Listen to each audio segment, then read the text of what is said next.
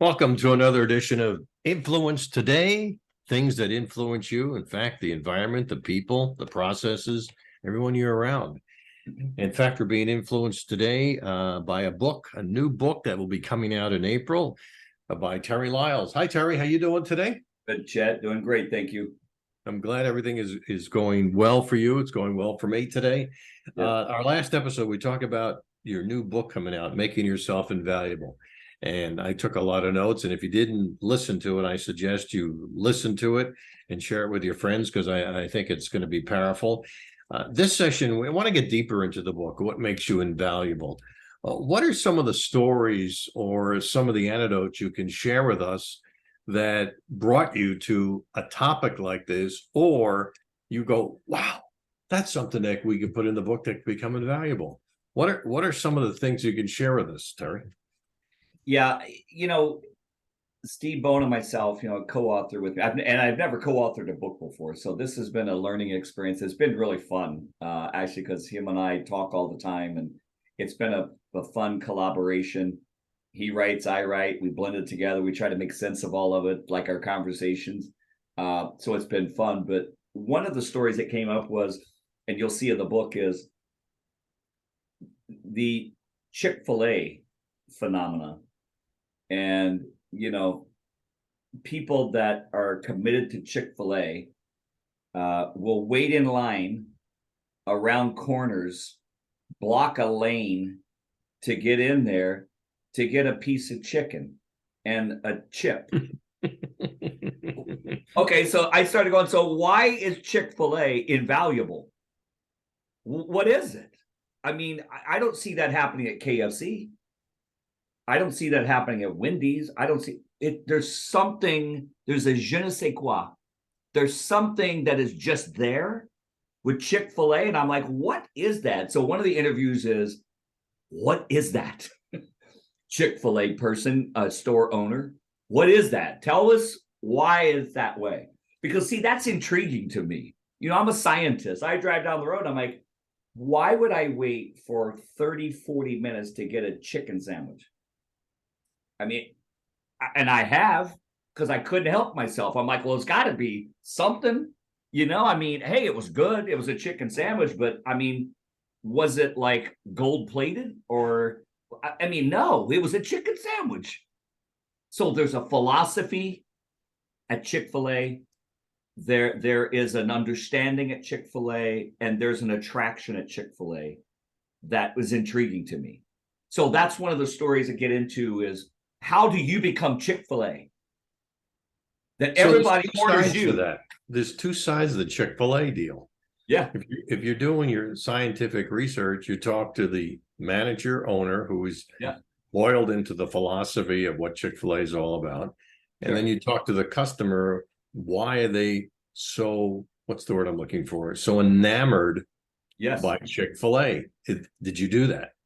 Yes. Yeah, so we went out on like this excursion and we're just like, I mean, what is it? I mean, it's interesting. We as human beings are so ritualistic in a good way, because we're creatures of habit. We typically will do business with people we like and we trust.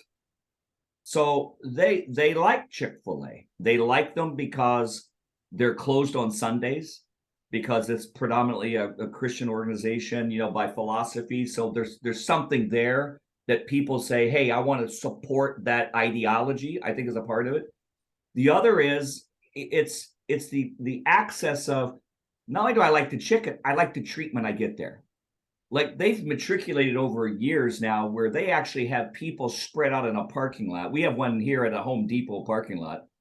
And you think everybody's going to Home Depot and they're going to Chick-fil-A. I mean, at lunchtime, it's like, you better get there at like 9 o'clock in the morning for lunch, but then you got the back end of breakfast. I mean, it's just busy all the time. So they started scattering people out, taking orders, walking down to the cars, taking their orders, that by the time you get to the window, your order's done.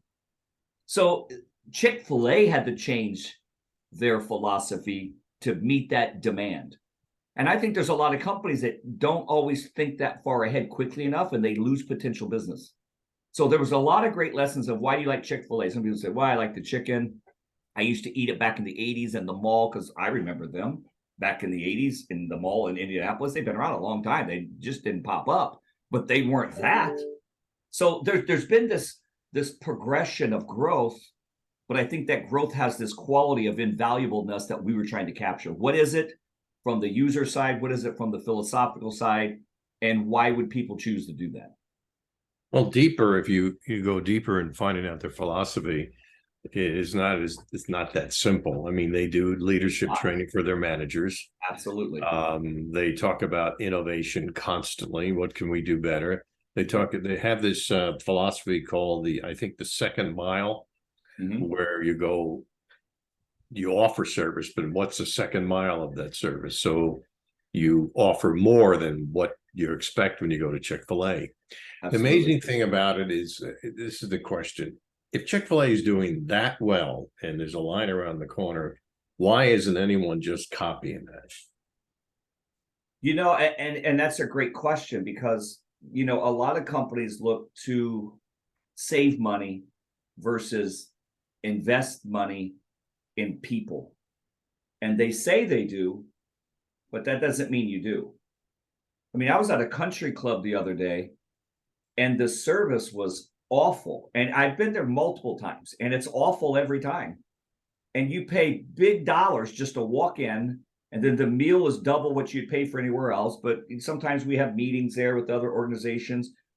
And I went to the manager of the entire complex and I said, I do this for a living. You either need to hire better or you got to retrain some of your people because they think they're working on the street somewhere. These people pay top dollar at a top country club and they don't know how to service people.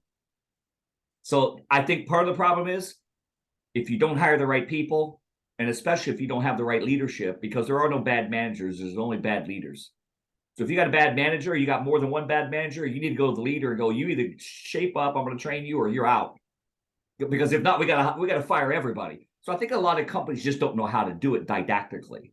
And that's part of what I do. I know it's part of what you do with companies is you go into leadership and say, it starts from the top and you got to work that down from a philosophy and from an actuation of here's what we need to do to become invaluable. You just don't wake up and become invaluable. You have to make yourself invaluable. You got to be trained to do that then. You just got to be. Not everyone understands what that means. There's companies I work for who the owner liked what he was doing, was good at it, decided to start a business and just hired people around him to do this business. But there was no training into the leadership, the financial part of it, the culture part of it. There's none of that. It's almost like blue ocean, red ocean. You know that philosophy. Yes. Chick-fil-A's in the blue ocean. Mm-hmm. Do you have another example of somebody who is invaluable?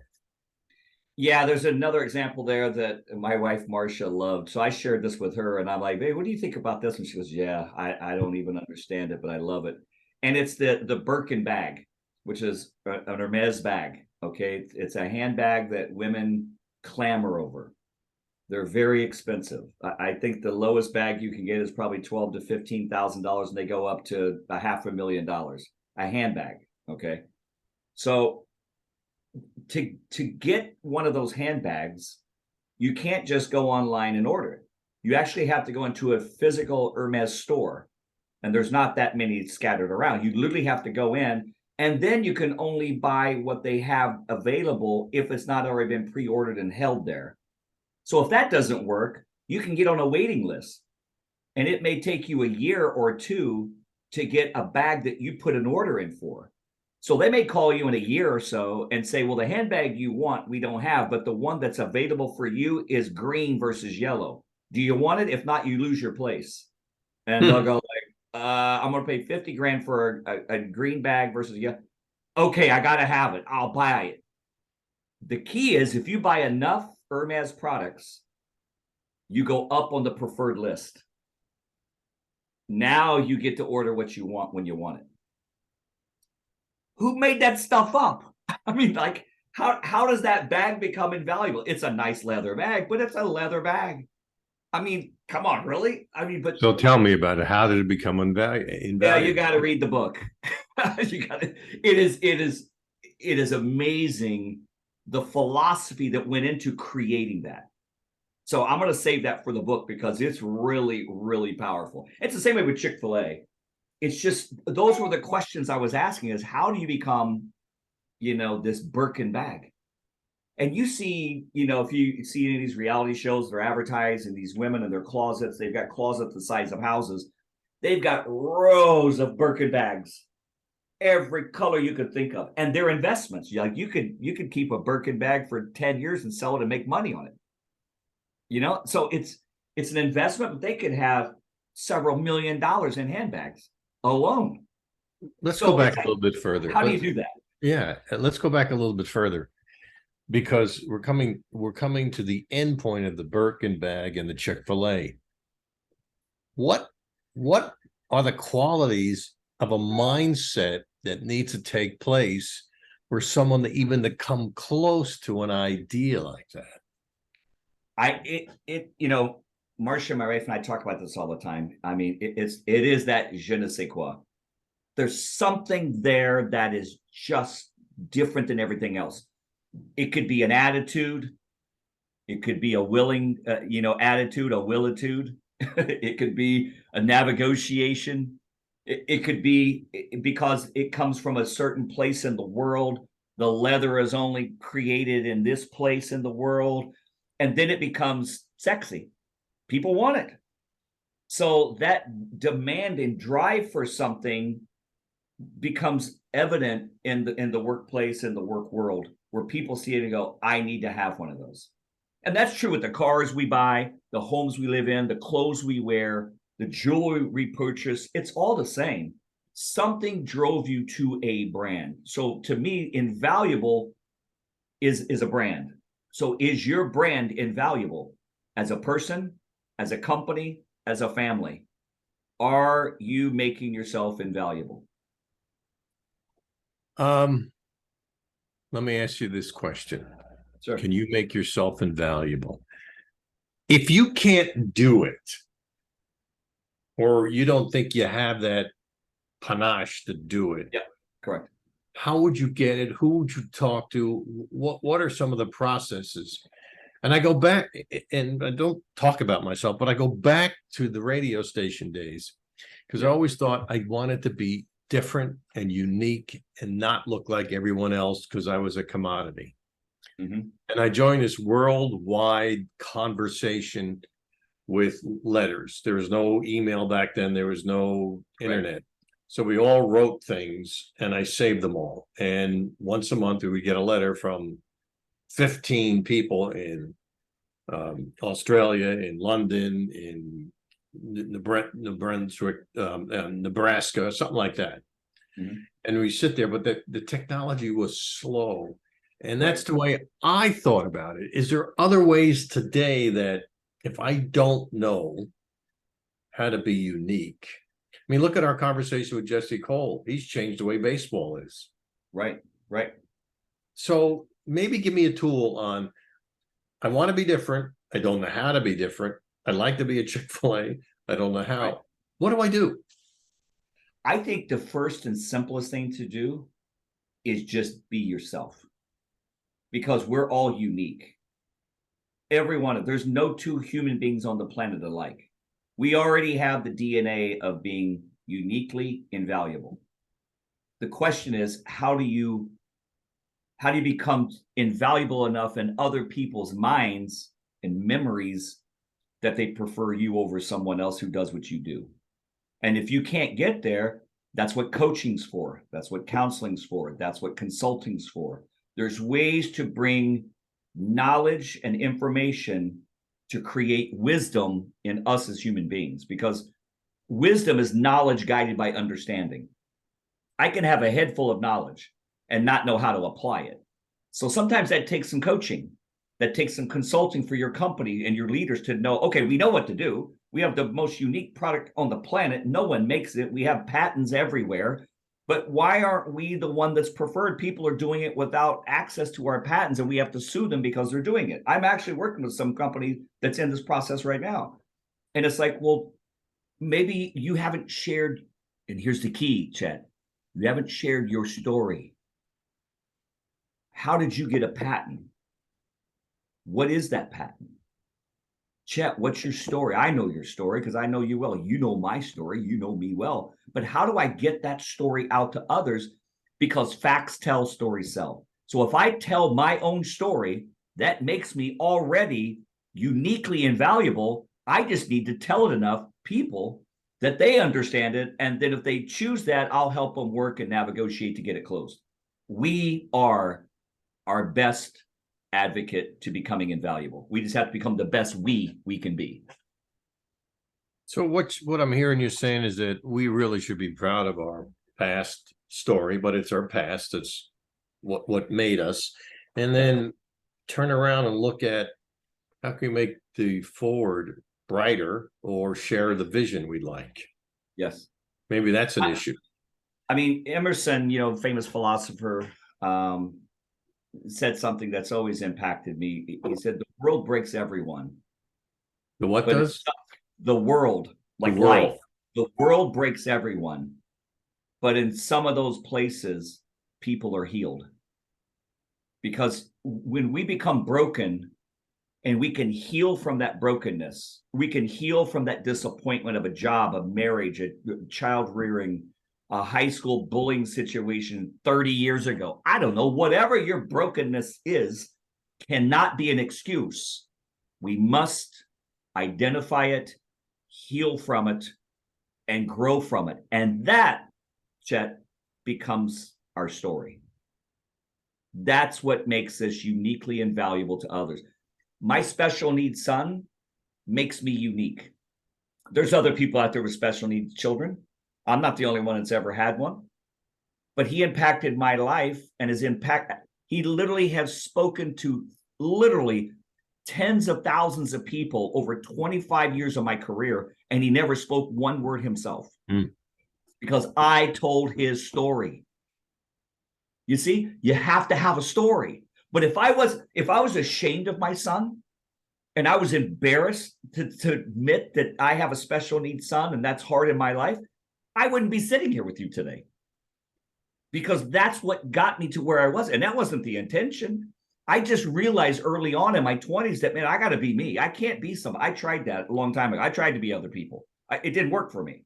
And you know what? Guess what? It doesn't work for you. That's called acting. I'm a performer, not an actor. An actor is someone who can read a line and you just don't believe it. A performer is, I can memorize and read a line and you believe it and you bought the book.